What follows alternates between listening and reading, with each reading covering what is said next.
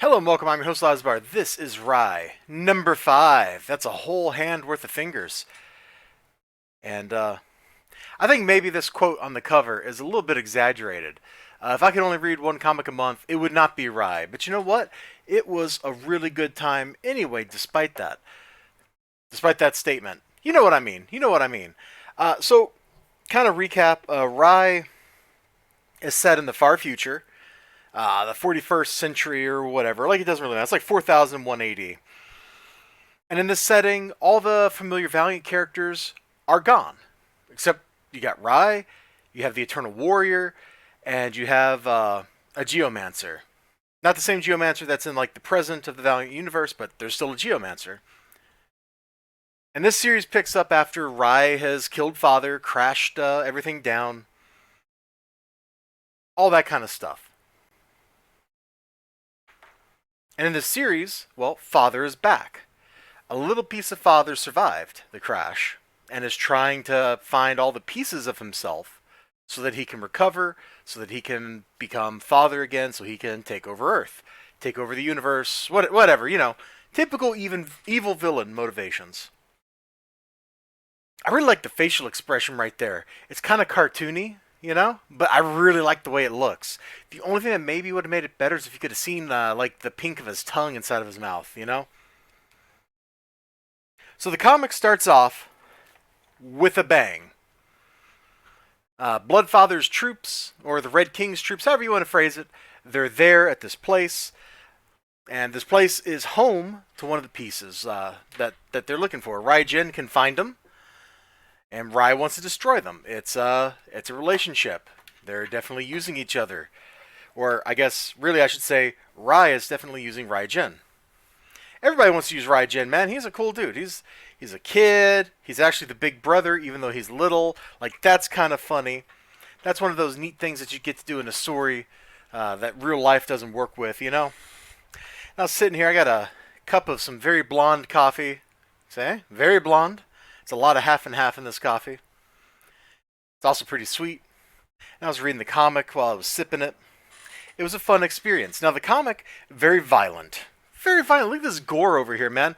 I opened up to this on stream. I was like, wow.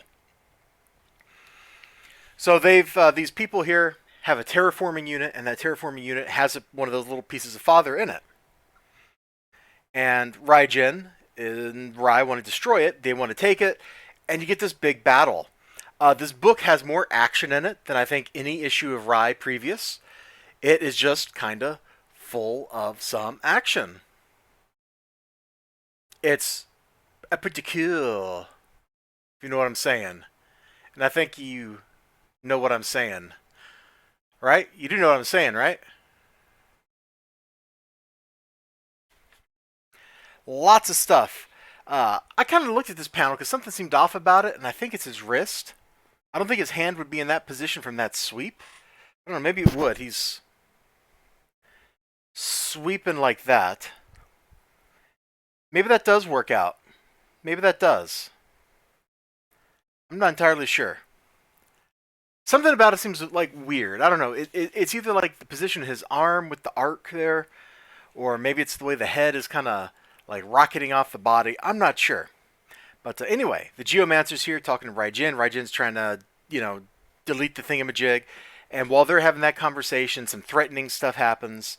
Galad and Rai are busy having a fight.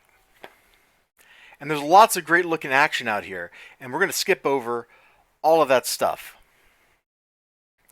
to a little bit of the Eternal Warrior and Rai like just talking, kind of after the battle. You ever think maybe he can't be killed? That this world is a trash fire because there are too many things walking around that just won't die? You, me, Father, anything can die, Galad. That's called, setting things up for the future. That's called like, boom, hey, this is what's going to happen. We're foreshadowing. Will Father die? And if Father dies, does everybody else die? Is the Eternal Warrior somehow going to die? Like, we're planting the seeds out there. And their discussion goes on. It gets a little more philosophical. Exploring, like, some of the philosophical stuff of the universe they live in has been a high point of This book, also Fallen World, which is the miniseries that preceded this, which that was a lot of fun too. That was a fun miniseries. Had like, we built up to like this climax with like giant animal people versus robots, and it was all very satisfying. Very satisfying indeed. I'm enjoying Rye a lot. I hope that's coming through because I really am. I'm trying not to show you too much of this, but this book is a big fight with a little dash of like sci-fi coolness going on, and you might just dig it if you pick it up. I'll see you all next time. You have a great day. Remember to like, comment, subscribe, all that good stuff, and I'll see you then. Bye bye.